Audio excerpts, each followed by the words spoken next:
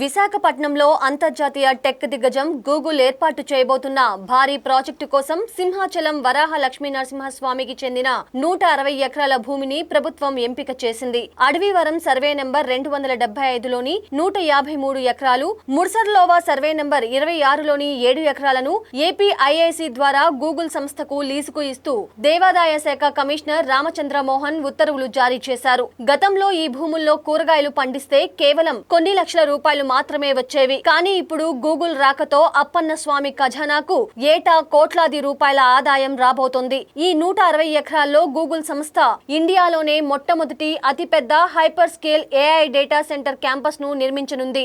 దాదాపు 1.25 లక్షల కోట్ల రూపాయల భారీ పెట్టుబడితో నిర్మితమవుతున్న ఈ కేంద్రం ప్రపంచ వ్యాప్తంగా గూగుల్ ఆర్టిఫిషియల్ ఇంటెలిజెన్స్ కార్యకలాపాలకు కీలకమైన హబ్ గా మారుతుంది. ఇక్కడ అత్యాధునిక క్లౌడ్ కంప్యూటింగ్ వ్యవస్థలు, భారీ సర్వర్లు, అంతర్జాతీయ సముద్ర గర్భ కేబుల్ నెట్వర్క్ కనెక్టివిటీని ఏర్పాటు చేస్తాయి. దీనివల్ల విశాఖ గ్లోబల్ ఐటీ మ్యాప్ లో నిలవడమే కాకుండా మన ఊరి నిరుద్యోగులకు ప్రత్యక్షంగా పరోక్షంగా వేల సంఖ్యలో ఉద్యోగ అవకాశాలు లభిస్తాయి. ఈ భూమిని గూగుల్ సంస్థ 11 ఏళ్ల పాటు లీజుకు తీసుకుంది. దీనివల్ల సింహాచలం ఆలయానికి ఏటా 26.45 కోట్ల స్థిర ఆదాయం లభిస్తుంది. ఇలా 11 ఏళ్ల లీజు కాలంలో మొత్తం 300 కోట్ల రూపాయలు స్వామివారి ఖాతాలో చేరుతాయి. అంతేకాకుండా ప్రతి 5 ఏళ్లకు ఒకసారి ఈ లీజు అమౌంట్ ను 5% పెంచేలా ఒప్పందం కుదుర్చుకున్నారు. భూమి యాజమాన్య హక్కులు ఎప్పటికీ ఆలయానికే ఉంటాయని, కేవలం ప్రాజెక్టు అవసరాల కోసం మాత్రమే లీజుకు ఇస్తున్నామని ప్రభుత్వం స్పష్టం చేసింది. ఈ భారీ డేటా సెంటర్ కు అవసరమైన